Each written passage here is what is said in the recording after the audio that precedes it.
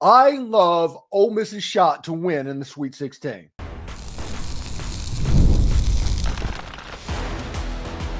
You are Locked On Ole Miss, your daily podcast on the Ole Miss Rebels. Part of the Locked On Podcast Network, your team every day. Welcome to the Locked On Ole Miss podcast, the most watched Ole Miss podcast around. I'm your host, Steven Willis, a 10-year veteran member of the national media with Yahoo Sports and a former Ole Miss staff member. Was a member of the staff as a video coordinator in the mid-2000s, like 20 years ago. It was a long time ago. Today, we're fired up about a Sweet 16 matchup that's got the entire Ole Miss fan base buzzing, the clash between Michigan State Spartans and our Ole Miss Rebels. It's Chris Beard versus Tom Izzo.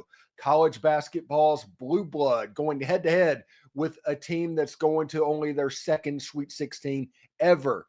These are teams that would rather D you up than put up 100 points.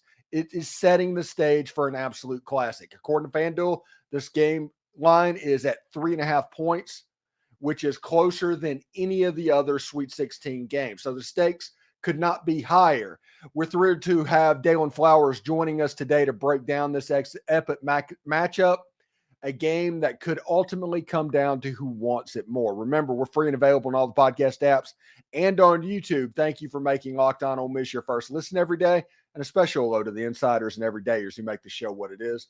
And don't forget to find a second listen on the network. Chris Gordy at Locked On SEC or Corey Burton at Locked On Vandy. They offer even more perspectives on college sports, college basketball, the SEC, and all things Ole Miss, really. Anyway, let's see.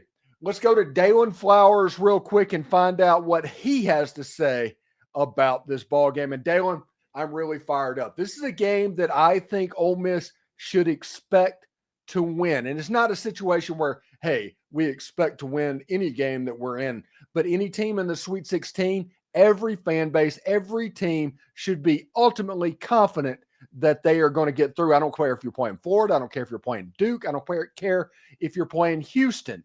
Ole Miss should think that they're going to get past Michigan State because, honestly, I think they are, Dalen.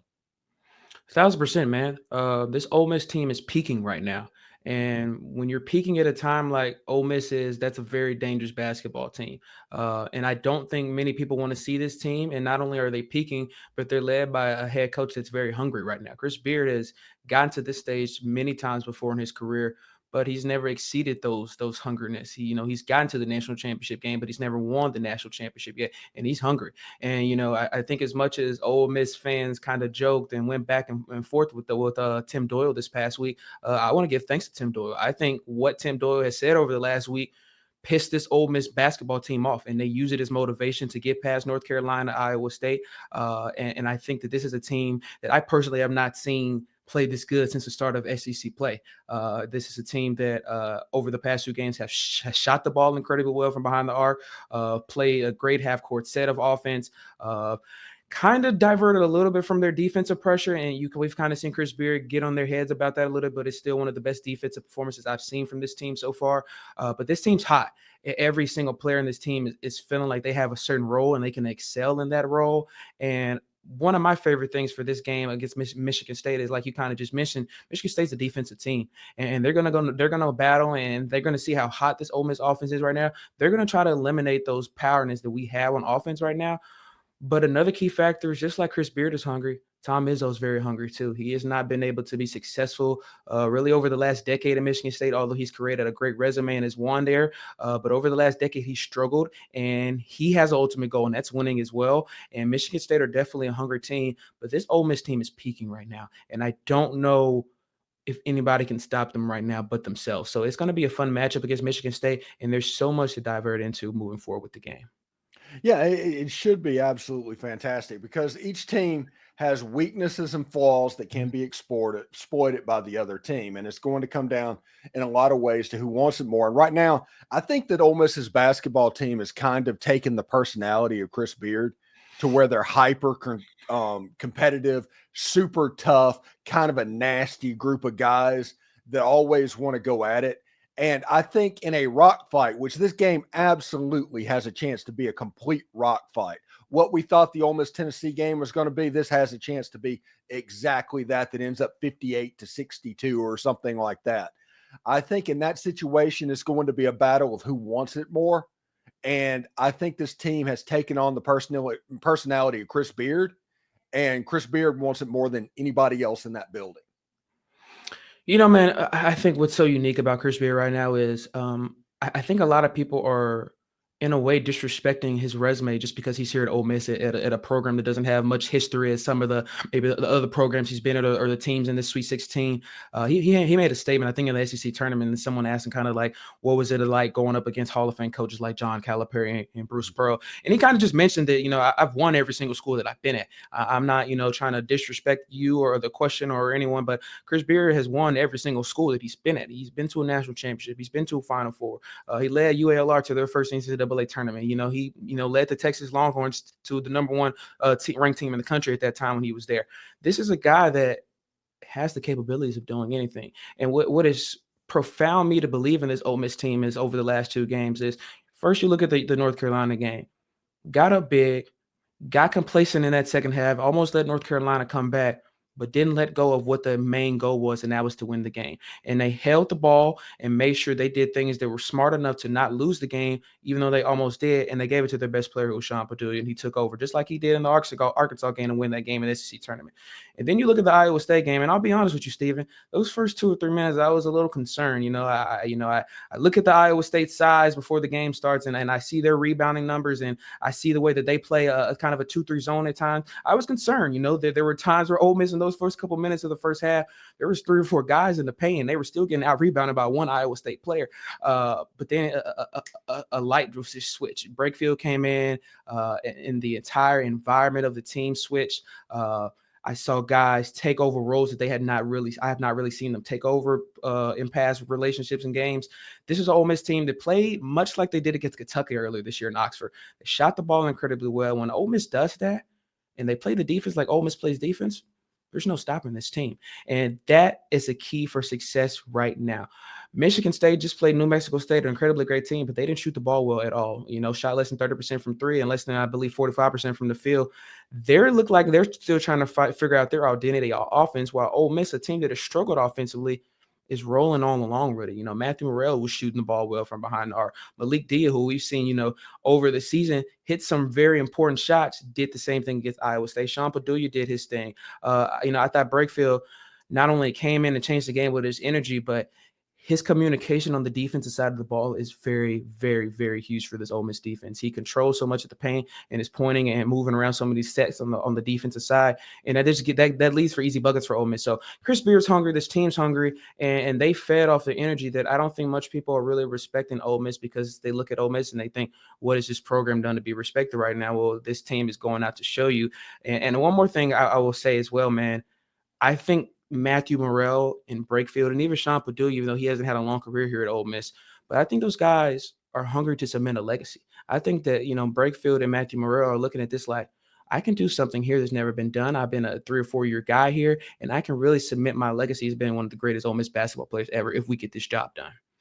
Yeah, and it's absolutely interesting what can happen. If Ole Miss goes on a run and wins another game or two, Matthew Murrell deserves a statue for what he's had to go through this year and the leadership that he has provided this basketball team throughout the year. Jaemyn Brakefield's obviously been males as well, but Murrell is kind of in that Tim Elko type range, even without the don't let the Rebs get hot, because of the way he's performed this whole season. So if Ole Miss beats Michigan State, remember, Ole Miss basketball is already at a point that is the most successful season in their entire program history. Right. If Ole Miss beats Michigan State, not only do you have the most successful season in history, but you have no idea what level of recruiting and transfer portal will happen with an Elite Eight run at least. So when we come back, we will continue to talk to Dalen all about the Ole Miss Michigan State game, keys to the game, things like that as well. So stick around for that. You can get supplies you need from the site made for skilled trades Supply House. Whether you're into plumbing, HVAC, or electrical work, Supply House is the reliable way to order products online. Their easy-to-use website is packed with highly helpful resources and the latest product info to help you get the job done right the first time. Plus, with a complete inventory of over 200,000 points and 400 plus top rated brands, you'll find exactly what you need delivered fast from coast to coast. Need help with an order? Supply House offers an expert support and industry leading service, so you'll always talk to a real person. And for trade pros looking for an extra edge, their free Trade Master program offers exclusive perks like a dedicated phone line, free shipping, and discounts on every single order. Thousands of skilled professionals are already taking advantage. Now it is your turn. Join the Trade Master program today at supplyhouse.com/TM to start ordering plumbing, HVAC, and electrical supplies with just a few clicks. Plus, use promo code SH5 for 5% off your first order. That's supplyhouse.com.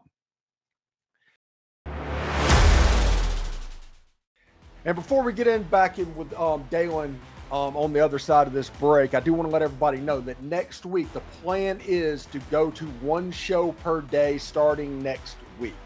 My pre-surgery appointments are Friday and Monday, and all of that starts, and the surgery is ultimately on April 16th. And hopefully once I get that surgery done, I'll be back by shortly after the beginning of May, but I have evergreen shows that I have to get done for everybody so they still have anything. We have Brian Smith from the Portal, who is going to be doing a show here Monday, Wednesday, and Friday. So everybody should have all the recruiting information they need. And the host of Locked On SEC, a lot of them are going to be doing shows for me as well during the time that I'm out. So I appreciate everybody's patience. And people have asked me online, what can you do? How can you help this out? Well, there's two things that you can do. While I'm out, watch every single video that is put up on this channel, whether it's Locked On or just put it on there. You don't even have to watch it. Just let it play. We need the view. We need the time watched. And second of all, you can join our subtext group, which is basically the texting program that is on them. It's like $5 a month. You can view it like a tip, kind of, and that will be used in lieu of a like GoFundMe, that type thing. So if you're interested in stuff like that, those are both avenues for you as well. So let's go back to Dalen Flowers. Listen, Dalen, this game against Michigan State, you have a great defensive unit with Michigan State. They're very good. Ole Miss is a very good defensive unit. Like I said, this has a chance to be a rock fight.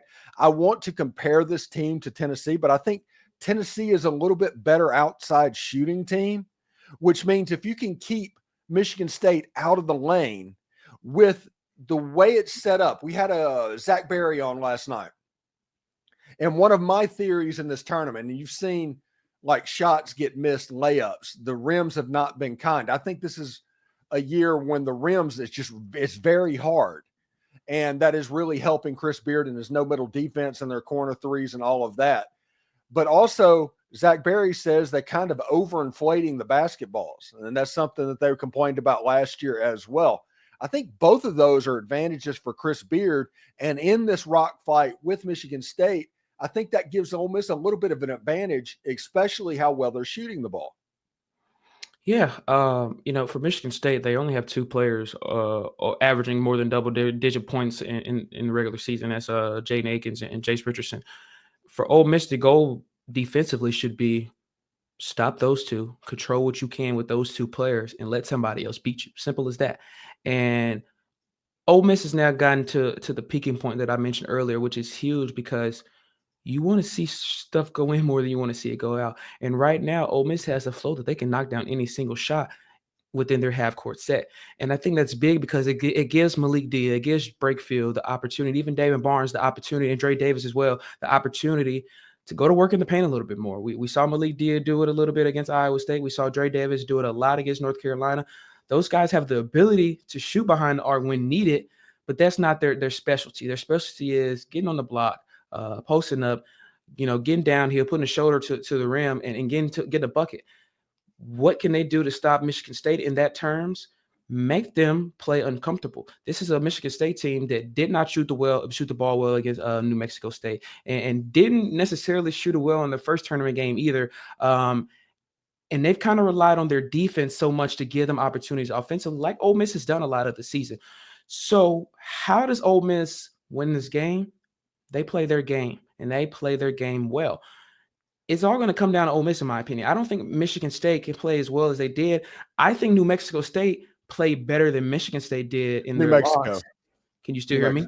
New Mexico. New Mexico State, I'm sorry. New Mexico State I thought New Mexico State played better than Michigan State did, even though they lost the game. And, that may be fun saying it, but you look at the intangibles of the game, you look at the box score. I thought New Mexico State held their own. So how can Ole Miss simply just come in and start hot? You don't want to start slow and get to a position where, you look back at Mississippi State earlier this year on the road to Starkville, where you have to try and climb your way back into a game, which is going to be almost seemingly impossible in the tournament to come back and win that game. So Ole Miss has to start off hot. They have to play their game in basketball, and they have to control what's in front of them, which is Jaden Akins and Jason Richardson. Yes, Michigan State played New Mexico, not New Mexico State. Excuse me, I'm sorry. Yeah. That's what that was. So yeah, you're absolutely right about that. I think the start is a massively huge thing in this ball game, and Ole Miss got off to an exceedingly hot start against North Carolina. I mean, just came out absolutely cooking. Got off to a little bit of a slow start in the first 5 minutes against Iowa State, being down 15-8. If Ole Miss doesn't need to get down by more than 8 points against Michigan State at any point in the game. The way that Michigan State plays defense, coming back will be difficult. Listen, I'm going to show my age a little bit here, but in 1999, Ole Miss played Michigan State in the NCAA tournament. That was right after Ole Miss's first ever NCAA tournament win. In the second round, they got Michigan State, Mateen Cleaves, the whole 9 yards. I think Jason Richardson was his name, playing for Michigan State at that point. His son is Jace Richardson. We have officially gotten to the point where father and son from Michigan State are going to be playing against Ole Miss in the NCAA tournament. That's kind of a cool storyline. Now, listen, Dalen, in our comments is absolutely hilarious. And by the time this video airs, there's going to be people down in the comments as well. According to Michigan State fans in those comments, because I've looked over them, Ole Miss has no chance because they have not seen a team with the talent that Michigan State has. Never mind Tennessee, never mind Auburn, never mind Florida, never mind Alabama, never mind any of the teams in the Sweet 16 that Ole Miss has beaten. Ole Miss has not seen talent that can match up to Michigan State. They have not seen teams that play defense like Michigan State. So Tennessee, sorry guys. I know you guys are trying, but Michigan State has you beat. For a conference that got 8 teams in, only 4 made the Sweet 16. Big Ten people, and especially Michigan State people, I haven't heard too much from Michigan people. Michigan seems like they're good folks. But Michigan State people, they're kind of chirping a little bit. I think Michigan State is, like I said earlier, they're hungry too. And I think they're in a position where they feel like they have the world in their hands right now. And it was funny because at one point, if I'm not mistaken, the Big Ten was like 9-0, 10-0 in the tournament run. And now here we are with 7 SEC teams in the Sweet 16. I think what's so beneficial about playing the SEC every single year, especially this year, you see everything. You see a team like Florida who has amazing shooters, versatile guys that can rebound, offensive rebound, and shoot it behind the arc. You see a team like Auburn who can do the same thing with their guards and you can jump it off and dump it off in the paint. You see a team like Arkansas who's peaking right now as well, who didn't necessarily have the greatest start in the world to conference play. They started off 0-5, and now they're in the Sweet 16. You see so much in the SEC. You learn so much. So when it comes time to March, you're not fazed by much. And looking back at it on another huge thing for Ole Miss, as much as the Texas A&M loss stung at home, I thought that was a great breaking point for Ole Miss. I thought that going on that 3-game skid closer to the end of conference play was huge for Ole Miss. They learned how to get tough, and they learned how to fight for things that maybe weren't necessarily going their way, and that allowed them to be resilient and get to this point in March right now. For Michigan State, they've had to battle as well. But I think Michigan State's a little bit more head over heels than we are. I think that Ole Miss is coming from a perspective that they're the underdogs. They were the 5.5-point underdogs against Iowa State. They're the overlooked team right now. And when a team is underlooked and a team that is hungry like Ole Miss is, that's a very, very dangerous basketball team. And as well, this is an Ole Miss team right now that has players that are understanding the role. You talked about Matthew Murrell earlier, who has been huge this year, and you may look at his numbers, you think maybe he's had a drop-off year, but no, he's playing a different role this year than he's played in the past couple years here at Ole Miss, and he's excelled in that role. And if he continues to do that, then this Ole Miss team will be better for it.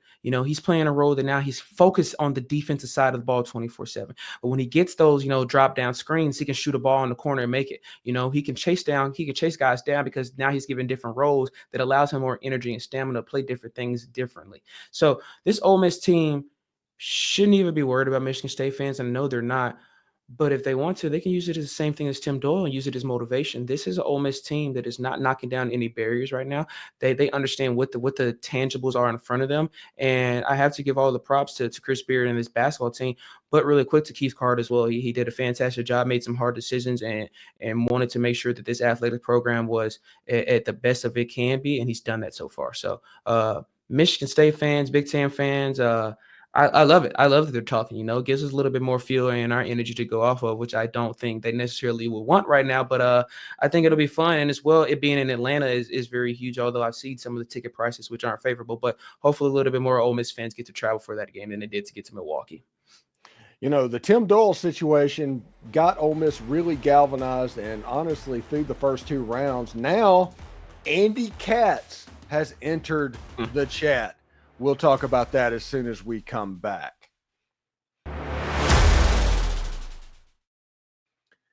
Ever check your bank account and wonder, where did all my money go? Between dining out, online shopping, and entertainment, it's easy to lose track. That is where Monarch Money comes in. It's your personal CFO, giving you full visibility and control over your finances. It's not just a budgeting app. It's a complete financial command center. You can track all your accounts, investments, and spending in one place, so you stop just managing your money and start building actual wealth.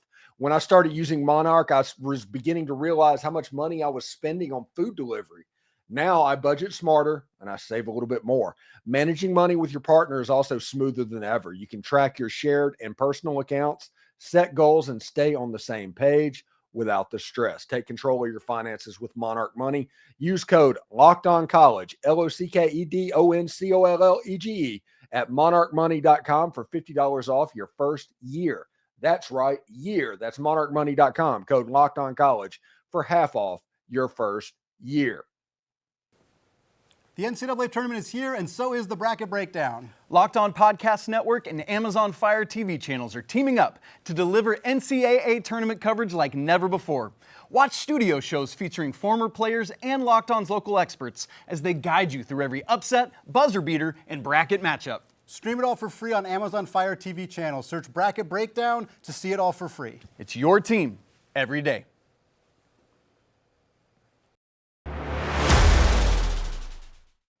All right, let's go back to Dalen Flowers. Listen, everybody knows about Tim Doyle calling Ole Miss the fraud of the tournament. That was the news story. All the players were galvanized behind it. If you saw the Twitter accounts after the game against Iowa State, they paid attention. They knew exactly what was going on. So whenever people laugh at bulletin board material and motivation, that galvanized the team. Well, Andy Katz, immediately after Tim Doyle apologized and said you weren't frauds, Andy Katz came out and ranked his top 16 teams in the Sweet 16. Number 16 on that list is Ole Miss, behind Arkansas, who Ole Miss beat twice this year, behind Kentucky, who Ole Miss beat, behind Tennessee, who Ole Miss beat, behind Alabama, who Ole Miss beat. They didn't lose to any of these teams, by the way. Behind BYU, who Ole Miss beat.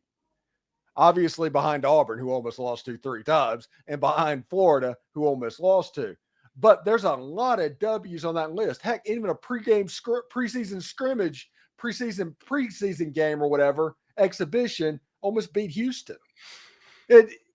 I do not know how you could go on there and say, okay, Ole Miss is the 16th team right now in the Sweet 16 when Ole Miss beat all of these teams and lost to not many of them. Man, I think it's going back to my point earlier, about the program history. I personally didn't believe North Carolina should have got in the tournament, but I thought they did because just the name North Carolina and who they were in their history. And that goes back to what we are right now. But I'm not going to let it phase us, and this team shouldn't either. But like you said, and we talked about it, they should use it as motivation. One thing you mentioned earlier was if this Ole Miss team is able to do something that's never been done here before, and that's get to the Elite Eight, then that will open up a monumental way for Chris Beard to recruit here at a high level. And, for me, that's so amazing because you look at it and you think he's already done that so great. But then you look at the football side of Ole Miss. Lane Kiffin's been able to recruit at a higher level than any coach here has ever before in the transfer portal. And how's he done that? He's won. And when players see that they want to go to a school that's winning because they want to win, but as well they want to get that notoriety in the TV media deals to see their name and have them the ample opportunity to get better and get their name bigger. It's going to be the same thing here at Ole Miss. And so this is an opportunity for this program, for this coaching staff, for these players to officially put their name on the mark. This isn't the first time that this team has been faced with a little bit of disrespect from the media. It happened all throughout the regular season as well, especially at the marks when Ole Miss was going through the 3-game skid later, the parts of the conference play. This isn't the first time it's happened. I've heard it all season. This team's still undersized. They can't rebound well enough. They can't shoot the ball well enough. I've heard it all season, but they're here.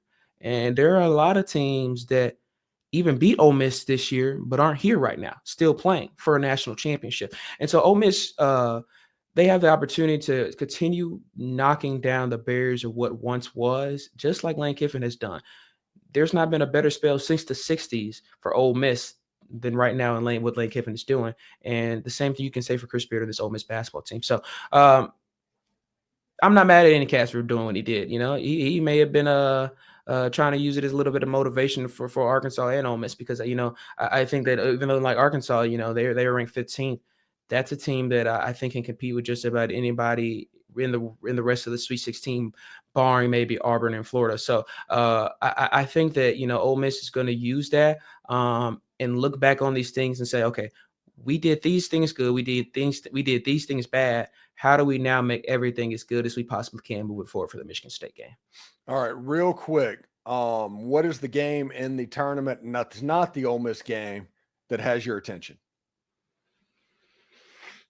Ooh, that's a great question, man.